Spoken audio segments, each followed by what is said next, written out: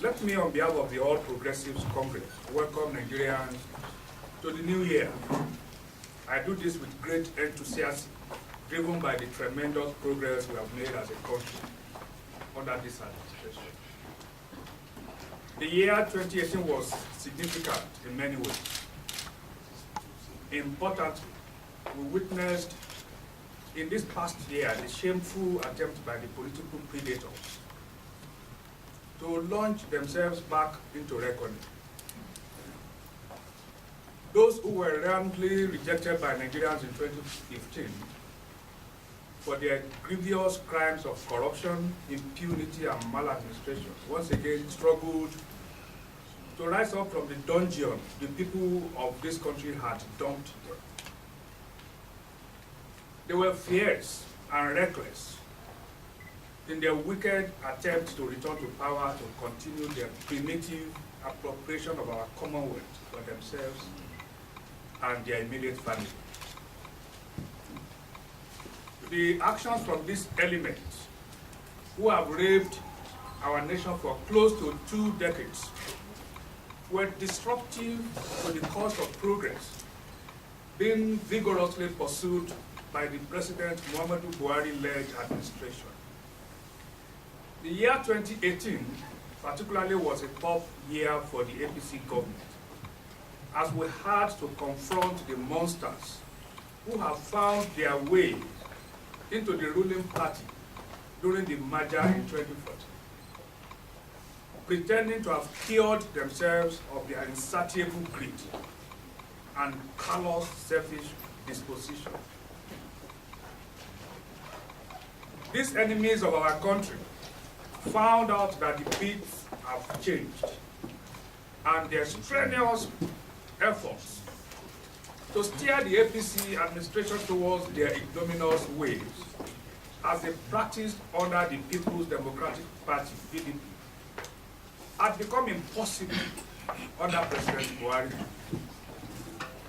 Predictably, the forces of evil finally gravitated towards themselves and are now ensconced in their wicked nest called the PDP.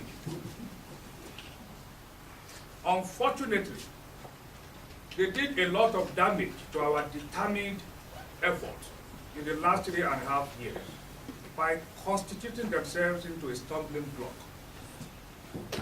using their advantage position in government in conjunction with their associates outside of government, who have been deploying their ill-gotten wealth to pervert justice, create a state of insecurity, propagate falsehood, and promote dissent. It was a callous strategy designed to pull the wool over the eyes of the people of this country.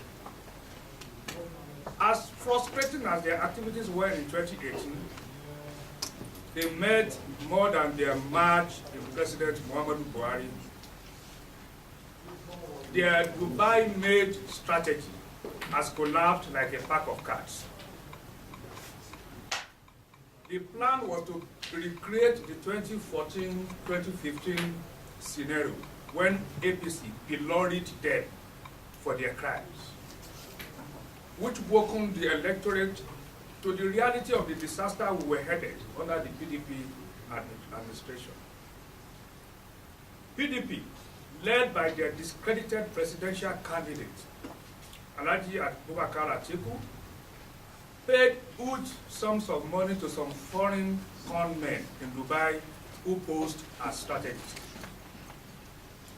They began to spawn daily fake news and make spurious and unsubstantiated allegations against our president, the family members of our president, the vice president, the APC national chairman, notable government officials, and public institutions, just to deceive Nigerians. Their strategists did not tell them that such would not work when the allegations cannot be proven.